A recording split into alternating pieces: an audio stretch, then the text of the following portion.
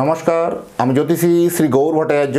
হ্যাঁ, থাম্বনেলটা ঠিকই পড়েছেন যে এপ্রিল মাসের শেষ 10টা দিনে এই 6টা রাশির জীবনে প্রচুর কিন্তু আর্থিক সৌভাগ্য, অর্থনৈতিকভাবে মালামাল হতে চলেছেন।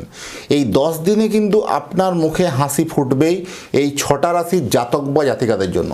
এই 6টা রাশির জাতক বা জাতিকা কি জানতে হলে ভিডিও শেষ পর্যন্ত মনোযোগ সহকারে দেখতে হবে এবং আপনি সেই রাশির মধ্যে পড়ছেন কিনা অবশ্যই কমেন্ট বক্সে জানাবেন আপনার সেই রাশিটার সাথে মিলল কিনা। আপনি মিলিয়ে নিন। এই তো এপ্রিল মাসের শেষ 10টা দিন। এই 10টা দিনে আপনার কিন্তু ফিনান্সিয়ালিভাবে গ্রোথ হচ্ছেই। এই 15ই এপ্রিল থেকে রবি মেষ রাশিতে অবস্থান করছে। বৈশাখ মাসে রবি মেষ রাশিতে অবস্থান করেছে।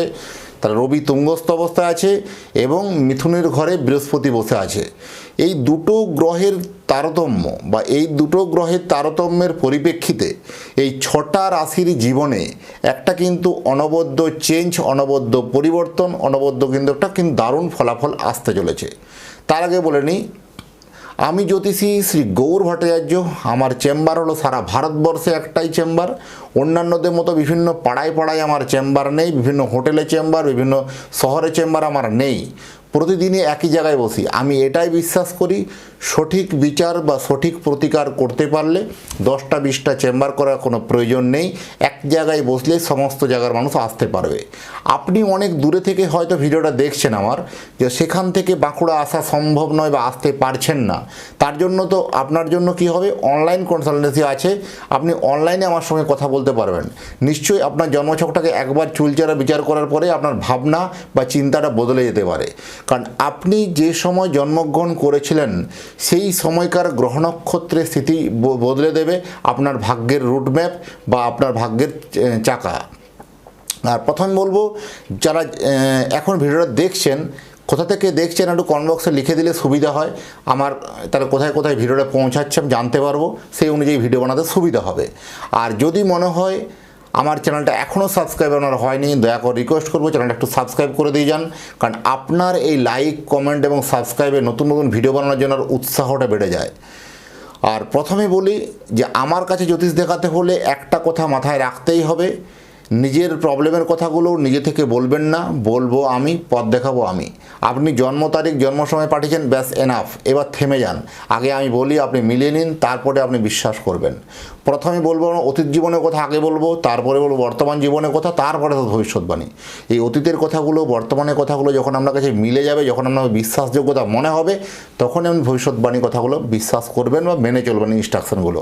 এইভাবেই প্রেডিকশান করতে ভালোবাসি। দীর্ঘ 2010 সাল থেকে একই প্রফেশনে যুক্ত আছি। আমার সম্বন্ধে আরও জানতে হলে গুগলে গিয়ে সার্চ করে লিখুন অ্যাস্ট্রোলজার গৌর ভট্টাচার্য, সেখানে সমস্ত তথ্য আপনারা জানতে পারবেন। আর প্রথমে আবার বিশেষ করে আবার একটা স্মরণ করিয়ে দিয়ে যায় যে এই 6টা রাশির জাতক বা জাতিকাদের জন্য এক অনবদ্য মাস হতে চলেছে। আপনার জন্ম তারিখ, জন্ম সময় নেই, জানা নেই, অসুবিধা নেই। আপনি দুটো হাতের ছবি তুলে হোয়াটসঅ্যাপ করে পাঠান, আপনার হস্তরেখার উপরে বিচার করে প্রেডিকশান করে বলতে পারবো কী করা উচিত, কী করতে হবে, সেটা সমস্ত ডিটেলস আলোচনা করব। দেখুন, রাশিচক্রের প্রথম রাশি সেটা হচ্ছে মেষ রাশি। এই মেষ রাশির জাতক বা জাতিকাদের জন্য মেষ রাশির উপরে রবি তুঙ্গস্থ এবং তৃতীয় স্থানে বৃহস্পতির আগমন, এটাও কিন্তু একটা কম প্রাপ্তি নয়। এই মেষ রাশির জাতক বা জাতিকাদের জন্য এই 10 দিনের মধ্যে একটা ফাটকা ইনকাম, ফাটকা আয় হওয়া সম্ভব বা পসিবল।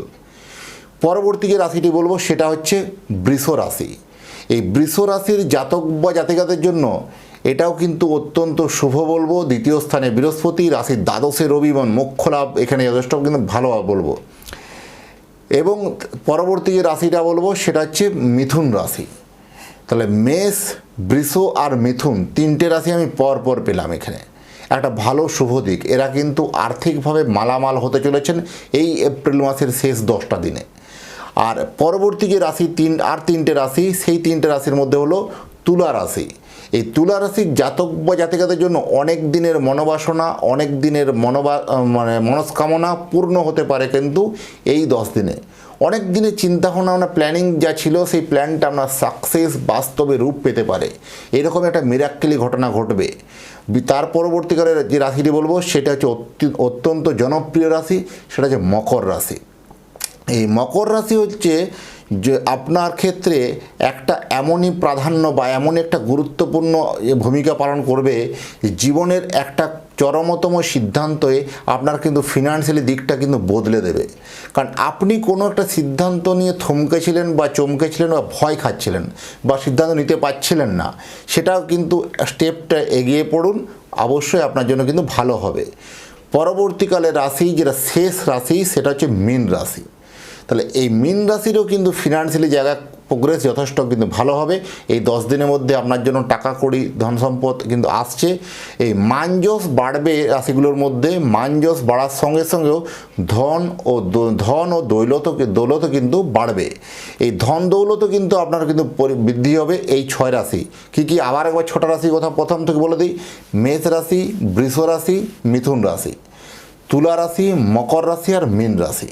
এই 6টা রাশির জাতক বা জাতিকাদের জন্য আপনাদের কিন্তু ফিনান্সিয়ালিভাবে গ্রোথ, ফিনান্সিয়ালিভাবে সাকসেস কিন্তু আসছে এই 10 দিনের মধ্যে।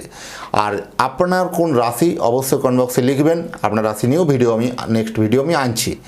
আর প্রথমেই বলবো, আপনি যদি আপনার সন্তানের জন্য একটা জন্মকুণ্ডলী বানাতে চান তাহলে আপনি আপনার সন্তানের জন্ম তারিখ, জন্ম সময়, জন্মস্থান এই তথ্যগুলো পাঠিয়ে দিন। পৃথিবীর মানচিত্রে যে কোনো জায়গায় থাকুন না কেন, জন্মকুণ্ডলী বানিয়ে জন্মকুণ্ডলী বিচার করে ডিটেলস আপনার অ্যাড্রেসে বাই পোস্ট দ্বারা আমরা পাঠাতে পারবো। আর অধীর আগ্রহে এতক্ষণ ধরে ভিডিওটা আমার শোনার জন্য বা দেখার জন্য অসংখ্য ধন্যবাদ। আবার দেখা হচ্ছে নতুন তথ্য, নতুন ভিডিও নিয়ে। আর আপনাকে এবং আপনার পরিবারের প্রতি মঙ্গল কামনা করে আজকের ভিডিওটাকে এখানেই শেষ করছি। নমস্কার।